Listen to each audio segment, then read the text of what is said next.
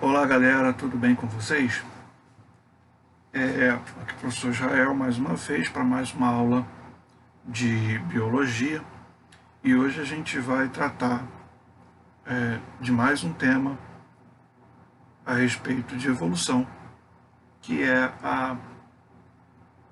são os mecanismos, né, evolutivos, né, os fatores que vão promover a evolução das espécies. A gente vai dividir isso em trechos menores, tá? Porque esses fatores são muito importantes, então, e extensos muitas vezes, então a gente vai fazer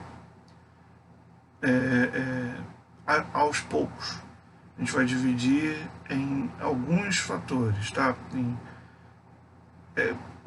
Principalmente em dois momentos importantes, dois diferentes momentos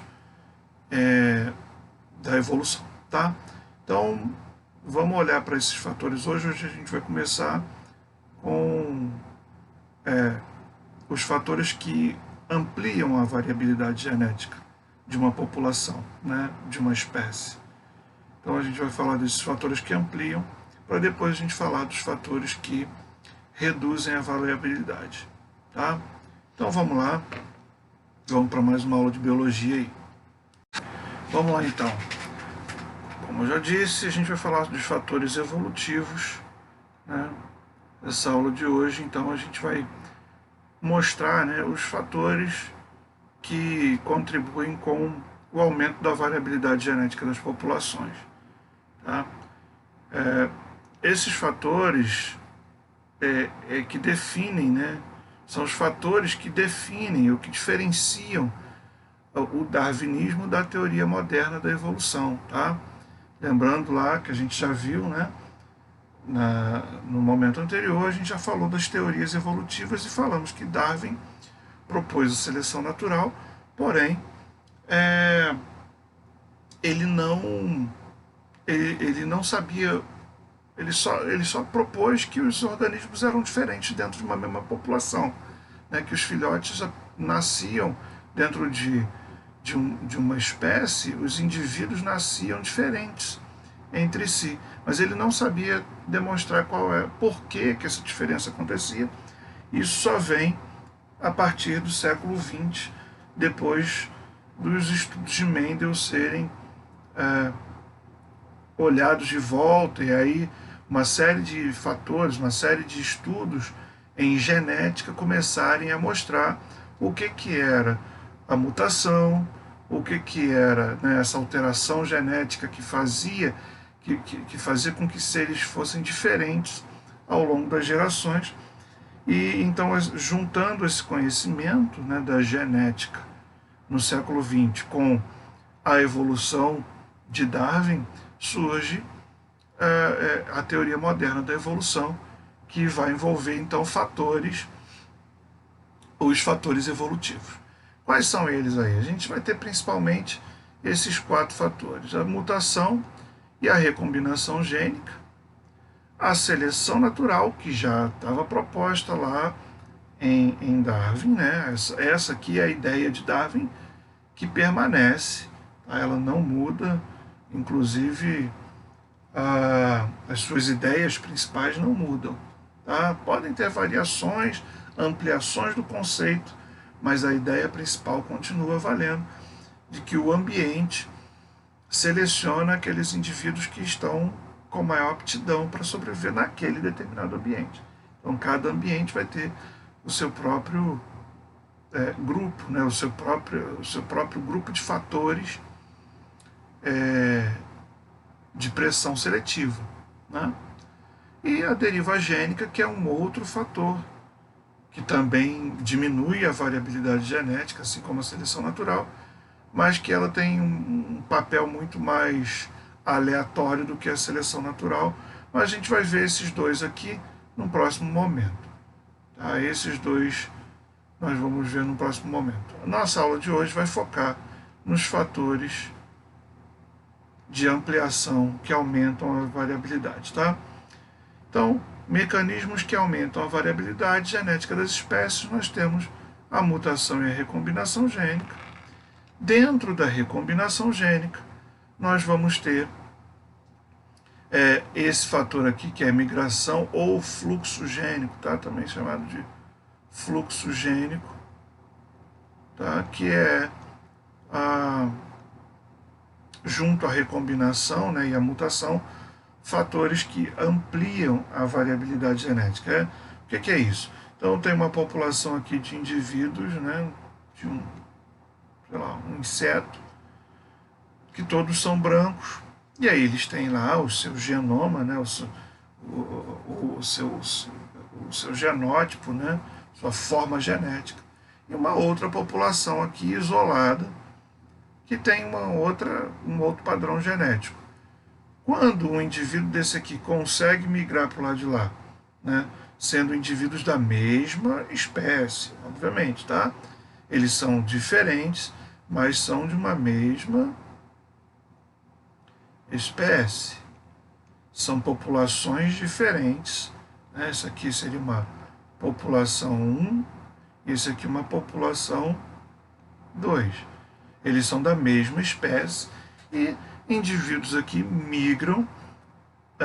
Esses que conseguem migrar vão fazer o quê? Que no futuro aqui eu tenha, né, se por exemplo esses indivíduos de cor escura, um deles migrar para lá, ou alguns deles migrarem para esse lado, o que vai acontecer? Que daqui a algum tempo essa população 1 vai estar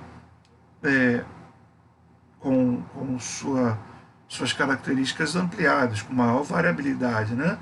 Essa população aqui no futuro vai ter uma maior variabilidade. Se, obviamente, esses indivíduos conseguirem aqui se manter, né? Então a migração, o fluxo de genes aumenta também a variabilidade genética. Então vamos lá falar desses fatores. Então o que é a mutação? A mutação é um conceito que vem pós do que eram os cromossomos, o DNA, tá? De qual a importância deles e como eles transferiam. E vem o estudo de Morgan, né, que mostra o que era essa mutação em genes e tal, enfim. E o que é a mutação? A mutação são alterações do material genético do DNA que originam novas versões de um mesmo gene. Tá? Elas são definitivas e, por serem genéticas, afetam as próximas gerações. Tá? Porque os indivíduos nascem com essa nova versão do gene, então todos os seus genes têm essa nova versão, ele vai passar isso para frente. Essa mutação surge, né, no indivíduo. A gente vai falar mais à frente aí de que pode acontecer isso em um lugar que pode não gerar vantagem alguma. Na realidade, a maior parte das mutações não geram vantagens e nem são hereditárias, mas algumas delas serão. O acúmulo de mutações vantajosas ocorre pela ação da seleção natural, tá? Então, os mutantes que têm vantagem sobre aqueles não mutantes, ou com outras mutações não vantajosas, eles se mantêm. Por quê? Porque são em cima dessas mutações que a seleção natural trabalha. Tá? As mutações são fontes primárias de variabilidade dos seres vivos, ou seja, elas é que primeiramente vão formar indivíduos diferentes. Tá? É o que Darwin não sabia. Tá? Ele não tinha esse conhecimento. Tá? Então, a mutação aumenta a variabilidade genética da espécie. Tá? As mutações são ao acaso. Não há direcionamento, não tem nada a ver com necessidade do organismo de mudar. Não. Elas ocorrem espontaneamente ou podem até mesmo ser induzidas por agentes como radiações ionizantes, substâncias tóxicas, enfim, vírus, né, induzem, tá? O que acontece é que se essas mutações ocorrerem em células germinativas que vão originar os gametas, essas mutações serão hereditárias e elas contribuirão para a evolução daquela espécie, ou seja, elas serão selecionadas no indivíduo que nasceu com essa mutação, tá? A partir dos gametas que eram mutantes. Agora, se essa mutação ocorre em células somáticas, nas outras células do corpo, todas as outras que não sejam aquelas que vão formar gametas, geralmente essas mutações vão transformar-se, vão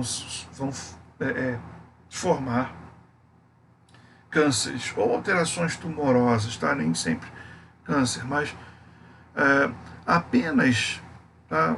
Os estudos, né, indicam que apenas 1% dessas mutações que ocorrem aí, portanto, nos gametas, é que são hereditárias, tá? É que vão contribuir com a evolução. O restante de todas as mutações, então, grande parte delas vão gerar defeitos naquele indivíduo, que não serão passados para a próxima geração. Gerarão doenças, efeitos negativos no indivíduo que sofreu essa mutação. Tá? Lembrando, essa mutação aqui, que ocorre em 1%, nem sempre serão vantajosas naquele determinado ambiente. Elas podem não ser vantajosas, mas elas vão formar um indivíduo que é diferente dos demais.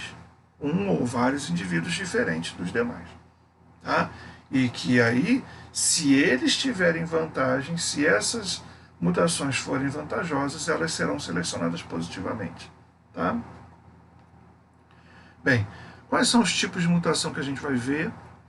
As mutações podem ser gênicas, ou seja, elas podem ser no gene, na sequência das letrinhas, tá, do DNA, afetam a sequência das bases do gene, ou seja, os genes no DNA são formados por sequências dessas 4 letras aqui, de 4 bases nitrogenadas. Tá? E essas bases, essas sequências são aleatórias, né? Claro, todas elas vão formar, ao final, proteínas que serão importantíssimas para a característica do indivíduo ou para o metabolismo do indivíduo. Tá? Que as enzimas, por exemplo, são proteínas, a maior parte delas. Bem, então, se uma determinada mutação ocorre nas letrinhas, nessa sequência, isso é uma mutação gênica. Essa mutação pode ser por substituição da letrinha, era para ter um A, tem um T, ou era para ter um A, tem um C, enfim, ou era para ter um A, tem um G, é uma substituição. Pode ser uma inserção, ou seja, um trecho novo de letrinhas apareceu, ou a deleção, cortou-se uma dessas letras na sequência, tá? Bem, essas são as mutações gênicas. E as mutações cromossômicas? São mutações que alteram os cromossomos, ou seja, partes inteiras do DNA, não apenas os genes que estão no DNA, mas pedaços inteiros, né, fitas inteiras de DNA são alteradas. Essas mutações cromossômicas podem ser estruturais, ou seja, uma deleção, uma inserção, uma inversão, melhor dizendo, uma inversão,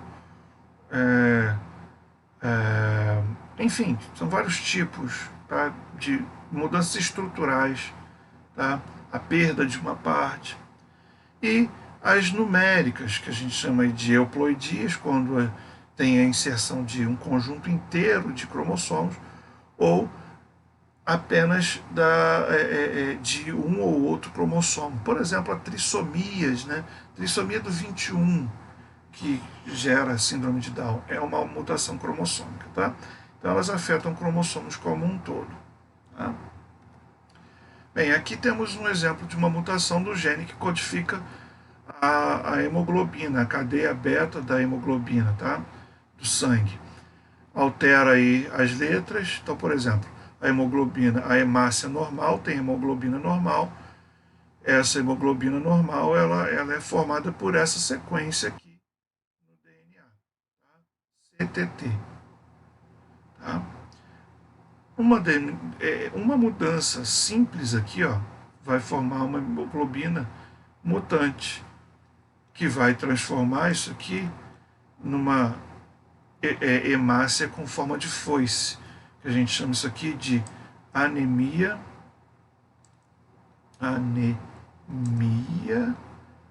falciforme.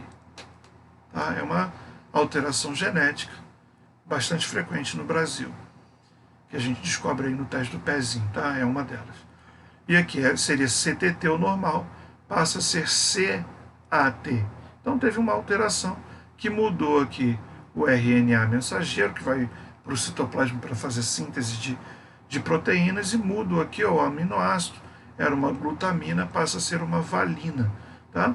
É só para você ver que mudou apenas uma letrinha e nós temos uma alteração que gerou uma doença aqui, tá? Que ela persiste. Por que a anemia falciforme persiste? Se ela é uma doença, por que as pessoas não morreram com ela? Porque essa mutação surgiu na África, em regiões onde a malária matava muito. E tem um detalhe importante: indivíduos que têm o traço falciforme, ou seja, metade das suas hemácias são falciformes, eles não pegam malária. Então a malária matava mais do que essa anemia. Então esses indivíduos sobreviveram. E esse gene, portanto, mutante, sobreviveu. E se espalhou em todas as regiões onde esses povos da África chegaram, no Brasil, por exemplo. Né? Esses povos foram escravizados e vieram para cá como escravizados. Né?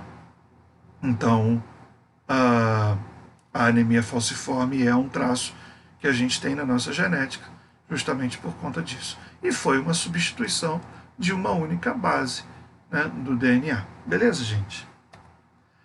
O outro fator é a recombinação gênica, que é a mistura de genes provenientes de indivíduos diferentes, né, que ocorre aí por reprodução sexual. Então, uma parte da recombinação gênica é a própria reprodução.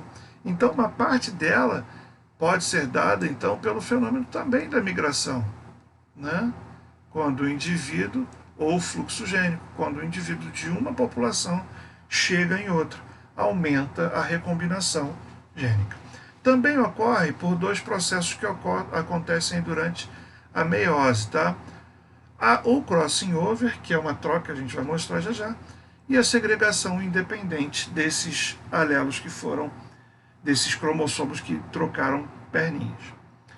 Então ele vai produzir gametas, esse crossing over de segregação vai produzir gametas com diferentes combinações de alelos, ou seja, alelos que nem mesmo o indivíduo que tem os cromossomos, esse crossing over de segregação só ocorre na meiose, ou seja, na fabricação dos gametas. Tá? Então, como o crossing over só ocorre ali, os gametas, as células somáticas do indivíduo são normais, mas os gametas têm uma alteração, uma recombinação gênica que nem o indivíduo que está produzindo esses gametas tem. Tá? Então ele vai produzir filhotes que apresentam essa recombinação. Tá? Os genes dos pais se recombinam-se e são transmitidos aos descendentes. Né? Ocorrem novos arranjos nos indivíduos nos quais a seleção natural atuou. Né? Então ela gera maior variabilidade genética e vai ser um dos fatores onde a seleção também vai atuar. Tá? Se essa recombinação gerou um variante que é mais ajustado ao ambiente, a seleção vai deixá-lo vivo. Se essa variação produziu um indivíduo que é menos favorecido naquele ambiente, essa mutação ou essa recombinação vai ser deletada, vai ser excluída, não vai sobreviver, aquele indivíduo não sobrevive no ambiente. Beleza? Então aqui a troca de pedaços de cromátides homólogas, tá? Provoca o surgimento de novas sequências dos cromossomos.